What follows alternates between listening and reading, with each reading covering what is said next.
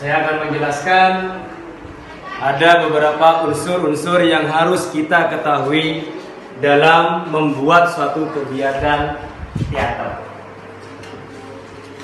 Ada 4 unsur-unsur dalam pembuatan kegiatan tersebut, antara lain ada naskah, yang kedua ada pemeran, yang ketiga ada sutradara, dan yang terakhir ada pentas atau panggung.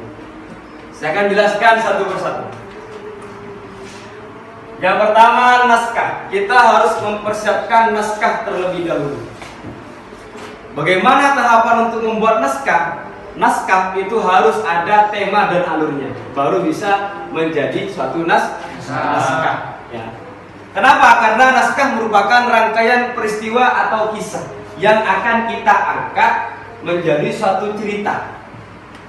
Karena teater atau drama pun itu adalah sebuah cerita yang mana dipentaskan oleh kita. Yang kedua, di sini ada pemeran. Pemeran di sini ada 3.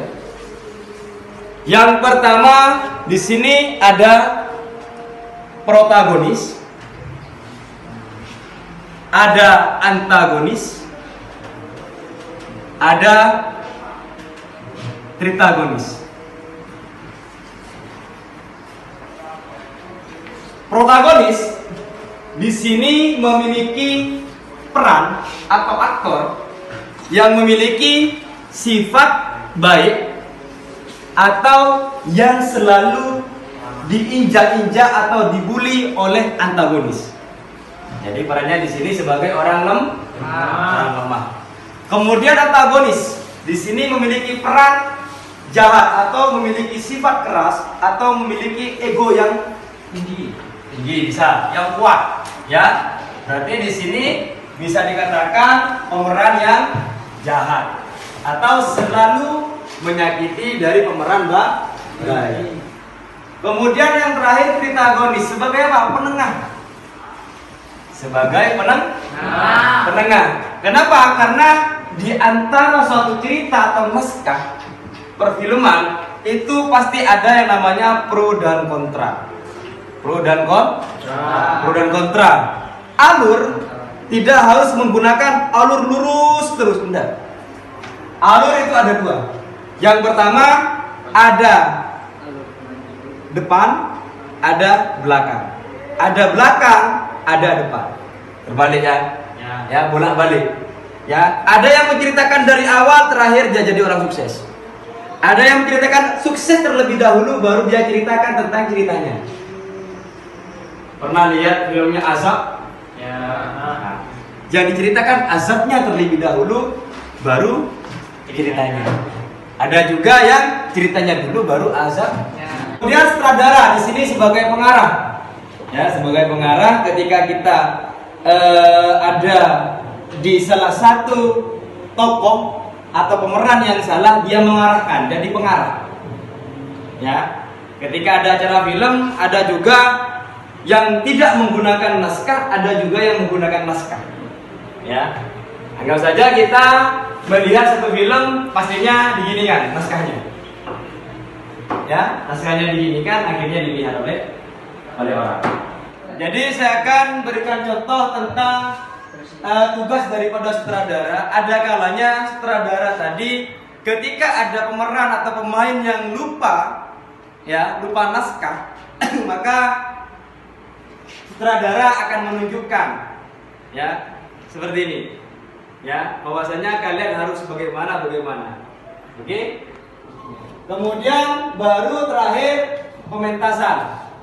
Ya, setelah naskah sudah ada, kemudian pemeran sudah ada, ya, kemudian sutradaranya juga ada, kemudian baru yang terakhir adalah pementasan. Pementasan di sini ada penanggung jawabnya, pasti, ya, namanya tanggung jawab pentas atau seksi bagian panggung. Ya, setelah selesai, baru di sini ceritanya tentang apa? Contohnya menceritakan tentang Mahabharata atau semacamnya, bisa dipentaskan. Tentang unsur-unsur ini ada yang perlu ditanyakan, silahkan berdiri dan ingin bertanya. Ya, Pak. Ya. Apa perbedaan antara drama dan teater? Perbedaan drama dan teater. Silakan duduk. Drama dan teater, mereka sama-sama menggunakan naskah, menggunakan pemeran, menggunakan sutradara, juga menggunakan panggung. Sama, ya. Sama-sama menggunakan dari 4 unsur tadi. Cuma perbedaan antara drama dan teater. Kalau teater itu menggunakan penjiwaan. Teater menggunakan penjiwaan yang lebih mendalam ketimbang drama. Contohnya, ketika kita melihat suatu acara komedian atau ludruk, ya, pemain dia menggunakan naskah langsung pada tempat itu.